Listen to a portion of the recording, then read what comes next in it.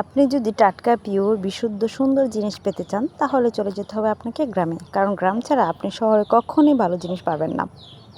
আসসালামু আলাইকুম গাইস, সবাই কেমন আছেন? আশা করি সবাই ভালো আছেন। হুট করে চলে গিয়েছিলাম বাবার বাড়িতে, কারণ ঈদের পর আর যাওয়া হয়নি। যদিও বা এত দূরে না, তবু যাওয়া হয়নি একটা কারণে। যাই হোক, আজকে হুট করে চলে গিয়েছি, আগে কোনো প্রস্তুতি ছিল না। তো এসেছিলাম রাত্রে, সকাল হয়েছে। তো আমার চাচার একটি খাত আছে, মানে আমাদের ওখানে যখন একটা জায়গা নির্দিষ্ট করে রাখে ওইখানে মাছ ছাড়া হয় প্রতি বছরই। যখন পানি শেষ হয়ে যাবে তখন ওখান থেকে প্রচুর মাছ ধরা পড়ে। তো সেটাকে খাত বলে, সেখানেই মাছ ধরবো আজকে। মানে আমি ধরবো না, আমার ছেলে ধরবে, কারণ আমি আগে মাছ ধরতাম ছোটোবেলায়, এখন আর ধরা হয় না। তো আমার ছেলে অনেকগুলো মাছ পেয়েছে, যদিও আমার চাচাতো ভাই তাকে অনেকটা হেল্প করেছে, কারণ সে মাছ ধরে আমার ছেলেকে দিয়েছে যাতে আমার ছেলের মাছগুলো অনেক হয়। এখানে দেখেন, তো আমি ভাবলাম, আমার মা বলতেছে চলো যাই দেখো। তারপর আমিও চলে গিয়েছিলাম। তো আমি উপর থেকে ভিডিও স্ক্রিপ্ট নিচ্ছিলাম।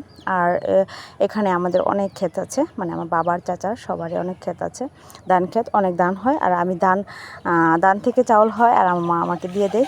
আর নিজের ক্ষেতের ধানের চাউল কিন্তু ভালো লাগে, অনেক ভালো লাগে। আমি প্রায় বেশিরভাগ সময় আমার বাবার বাড়ি থেকে, মানে আমার বাবা আমাকে দিয়ে দেয় এই চাউলটা। তো আমি সুন্দর করে ভিডিও স্ক্রিপ্ট নিয়েছিলাম, আর আমার মনটা অনেক ভরে গিয়েছিল, কারণ এই জায়গাটাতে যা বাতাস অনেক ভালো লাগে। আগে তো অনেক সময় কাটিয়েছি, আর এখন তেমন একটা আশা হয় না, কারণ দেখা গেছে আমার যারা কাজিন ছিল, আর আমার বোনরাই আমার কাজিন, আমরা সবাই সেম বয়সী। তো যখন আমি যাই তখন তারা হয়তো বা যেতে পারে না কোনো কারণে, বা যখন তারা যায় তখন আমি যেতে পারি না, এরকম একটা অবস্থা। তো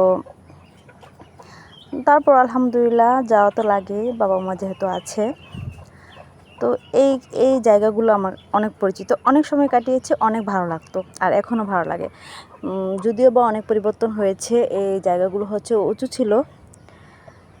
তো এই জায়গাগুলো থেকে মাটি বিক্রি করে দেওয়া হয়েছে। এই বোকামিটা আমার বাবাও করেছে, আমার চাচারাও করেছে, জানি না কেন এরকম করলো, কিন্তু এগুলো ঠিক না। আর দেখেন কত মাছ ধরেছে, আর মাছগুলো সব টাটকা টাটকা ছিল একেবারে। তো এখানে আমার মা অনেকগুলো দুন্দুল পেরেছিল, তো আমি অল্প কিছু রেখেছিলাম রান্না করার জন্য, কারণ বলছিলাম যে মাকে টাটকা টাটকা মাছ ভাজি করে দেওয়ার জন্য। আর বাবার বাড়িতে গেলে তো রাজকন্যা হয়ে যায়, একেবারে কোনো কাজকর্ম কিছুই করি না, বসে বসে থাকি, আর খাবার রান্না করে দেয় মা, মজার মজার খাবার খাই। আর মাছগুলো দেখতে কিন্তু খুব ভালো লাগতেছিল আমার। এগুলো আমার ছোট্ট ছেলে মাছ ধরেছে, আমার বড় ছেলে যায় নাই, কারণ তারা খেলা নিয়ে ব্যস্ত ছিল মাঠে আমার ভাইয়ের সাথে। তো মাছগুলো খুবই সুন্দর ছিল। এখানে দেখেন কলা পড়ে আছে, কারণ গ্রামে অনেক জিনিস পাওয়া যায় হরহ, খাওয়ার মানুষ নাই, আর অনেক পিওর জিনিস পাওয়া যায়। আমাদের গাছেরই কলা ছিল। তো বিকেলবেলায় একটু বের হয়েছিলাম, আমার বাড়ির পাশেই, তো খুব একটা দূরে না। রাস্তা আগে ছিল কাঁচা, এখন এরকম রাস্তা সুন্দর হয়েছে। আর এটা আমার বাড়ির পাশে স্কুলটা, এটা হাই স্কুল। আমি যখন পড়তাম তখন গার্লস স্কুল ছিল, এখন বয়েজ গার্লস উভয় পড়ে। আর আমাদের এলাকাতে এই একটা স্কুলই ছিল, এখনও আছে, অনেক ছাত্রছাত্রী আছে। যদিও বা মাঠটা একটু ছোট হয়ে গিয়েছে, কারণ মাঠের পাশের যে জায়গাটা, ওরা নাকি জায়গাটা বিক্রি করে না, সেই জন্য মাঠটা একটু ছোট।